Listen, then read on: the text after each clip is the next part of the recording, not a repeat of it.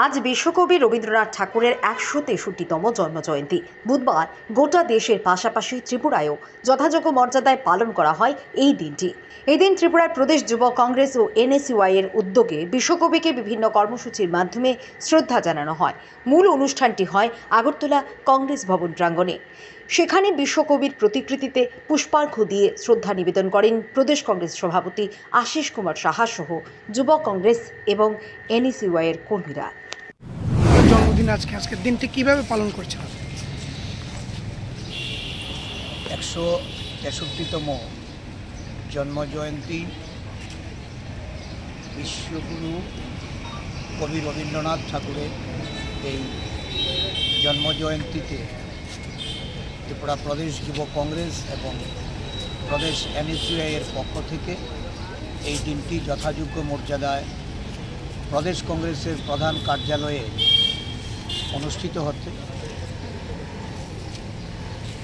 পৃথিবী জুড়ে এই নোবেলজয়ী বিশ্বকবিকে আজকের দিনে সবাই শ্রদ্ধা নিবেদন করছে। আমাদের রাজ্যেও নানা কর্মসূচির মধ্য দিয়ে এই দিনটি পালিত হবে। শুধু একজন কবি হিসাবেই নয়, দেশপ্রেমিক, ওনার কবিতা এবং নাটক বিশ্বজুড়ে তার রিসার্চ হচ্ছে। নানা গবেষণালয়ে কবিগুরুর এই বিভিন্ন ওনার যে সৃজন, বিভিন্ন গদ্য, পদ্য, আবৃত্তি, গান, নাটক, এই সমস্ত বিষয়ে আজকে বিশ্ববাসীর মধ্যে এটা সমাদৃত হয়েছে। একটা সাংস্কৃতিক বিপ্লব আজকে ভারতবর্ষের মানুষ অনুভব করছে।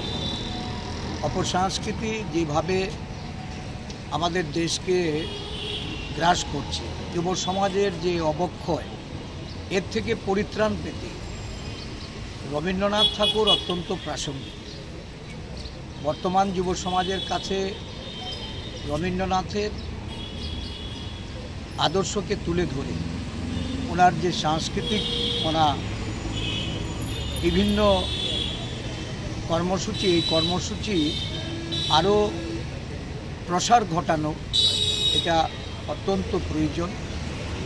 ত্রিপুরা প্রদেশ যুব কংগ্রেস এনএসইউআই এই লক্ষ্যকে সামনে রেখে এই দিনটিকে মর্যাদার সঙ্গে পালন করার মধ্য দিয়ে রবীন্দ্র সংস্কৃতিতে সারা রাজ্য জুড়ে মানুষকে এগিয়ে আসার আহ্বান রেখে